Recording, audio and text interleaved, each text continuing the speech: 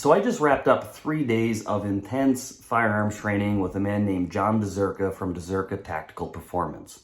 I took my black badge. I also did pistol development, and it was 3 8-ish plus hour days of shooting, learning, improving accuracy, improving handling, and most importantly, improving my safety with firearms. I mean, the amount of drills we ran, the amount of things that were embedded in our brains in this 3 days were just incredible, okay? I am a much better firearms owner for taking this training. I'll tell you that right now. I'm a much safer firearms owner for taking this training. Now, John and his team are not paying me to say this. I just appreciated the training so much, and I was so blown away with everything that I learned and what the rest of the class learned that I just wanted to share it with you guys. You know, as a firearms community, I would highly recommend any of this training. I'm going to be biased. I really enjoyed John Dezerka and his team. But if you guys can seek out some of this training and take it, I'm going to tell you right now, you're going to learn more over the course of 3 days than you will over the course of 3 months with probably 3 times as much ammunition on your own. Now, while I was taking the training, I actually had a few realizations, okay? I was thinking about this group of people that took this training, how intense the training is, and how committed they are to firearms safety. Now, in the midst of this training, the government came out with some more firearms legislation that they want to jam down our throats, which, again, I just think it's complete BS. It's not going to change anything. It's not going to make anybody safer. So firstly, they want to improve record keeping of people who purchase firearms, okay? So if a store sells you a firearm, they want the store to keep better records. Whatever, I don't care. But the second piece was the interesting piece for me, and that was to change the 5-year background check to a lifetime background check for firearms owners. Now, the reason I find that interesting is there's no evidence that that's a problem. In fact, if you're actually going through the background check process already, you've already made a commitment to comply with firearms laws. You're already following the law. It's a good indication you're going to continue to do it. Now, one of the big realizations that hit me, going through 3 days of intense firearms training on my own dime, putting out good money to do it, the training I've had before, the amount of time I've invested in all of the safety items, the amount of risk I'm actually exposed to if I do something wrong with a firearm, it's phenomenal.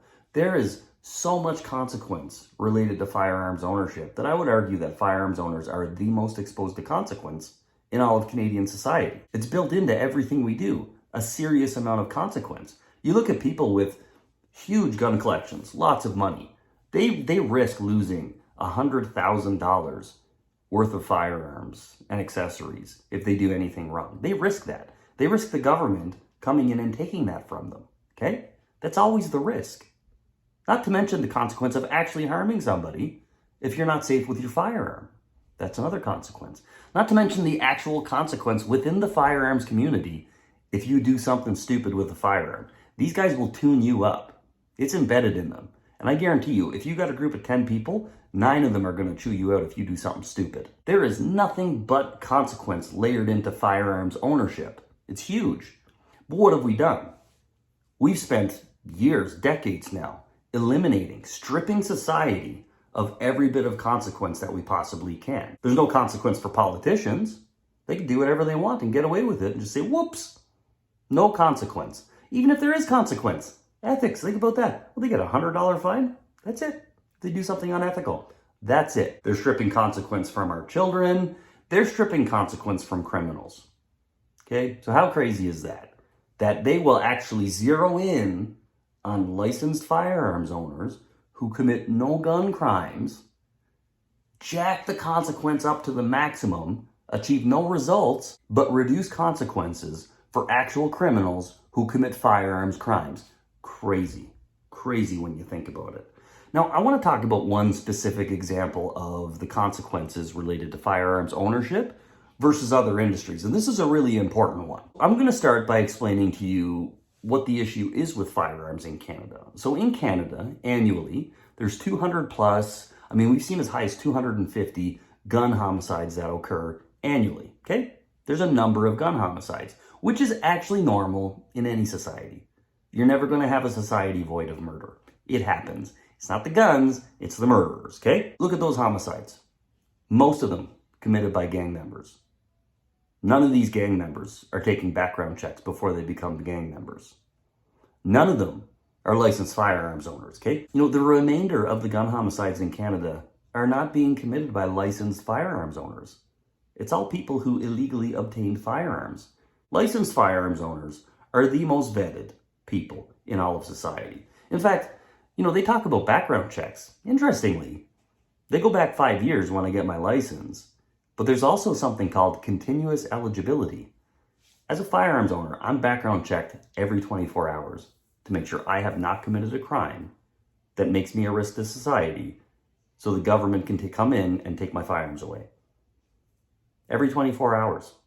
That happens to every firearms owner in Canada. So that's the issue with firearms in Canada. It's nothing to do with firearms ownership, everything to do with criminals and murderers and the illegal firearms that they obtain to commit these crimes with. Let's jump over to the medical industry. Let's talk about that for a minute.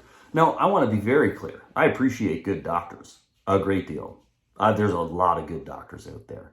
A lot of safe doctors, a lot of doctors who help a lot of people. So I'm not trashing doctors here, okay? So just get that out of your head right now. Approximately 35,000 people are killed from medical malpractice in Canada every single year. Do you hear a word about it?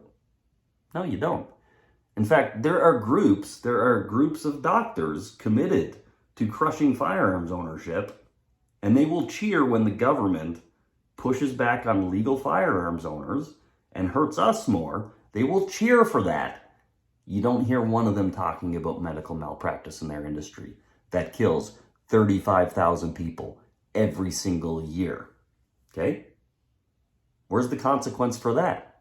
Where's the conversation around that? I mean, the first point I would make is if you really cared about the sanctity of human life, the last thing you'd concern yourself with is firearms owners. You'd want to tone down that 35,000 number as much as humanly possible. Just my opinion. That's probably where you should focus, not people who don't do anything wrong. Okay? Second thing that has eliminated consequence and accountability from the medical industry in Canada. There's an association called the Canadian Medical Protective Association. Their sole purpose is to defend doctors who are accused of medical malpractice. That's their sole purpose. This organization has a war chest of over $5 billion that they can access to fight people who've been harmed in the medical field in court. And they do it. They do it. When a medical malpractice case pops up, these people spring into action and they defend the doctors that were involved in that case. Now, where does the $5 billion they have come from? Well, this is funny. 10% of it is paid by the doctors who are part of that association. 90% of it is paid by you, the taxpayer. The government hands this association 90% of their money. So they can fight you, the taxpayer, in a medical malpractice case in court. They've got infinite resources, essentially. They're not going to run out of money. But you as a taxpayer, can you front the $100,000 to $200,000 to take a case to court? Likely not. So they've built up this huge organization, this tremendously funded organization, to protect themselves in the case of a medical malpractice suit, while you, the taxpayer, who has paid for this organization through your taxes, can't afford to defend yourself in court. Where's the consequence there? Where's the accountability? Again, if any of these people cared about the sanctity of human life, not just in the medical field, overall, they'd zero in on that 35,000. They'd have a problem with an organization 90% funded by the taxpayer, fighting taxpayers who are the victims of medical malpractice, wouldn't they? Not the case, though. Everybody shuts up about it. Why? Because firearms ownership is sensational. Even though it's 0% of the problem in Canada, on a bad day, it's 0% of the problem. They just crush licensed firearms owners.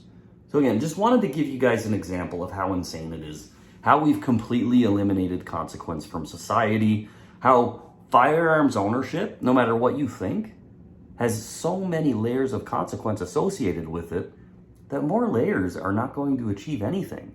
Every measure this government puts forward hurts licensed firearms owners who are riddled with consequence already, makes their lives more difficult, takes things away from them, and makes it easier on the criminals. Every single ounce of focus they put towards licensed firearms owners accomplishes zero, nothing, doesn't accomplish a thing, while they turn a blind eye to literally over 100,000 preventable deaths in Canada every single year.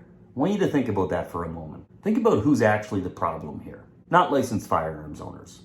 We're not the problem. We're your friend.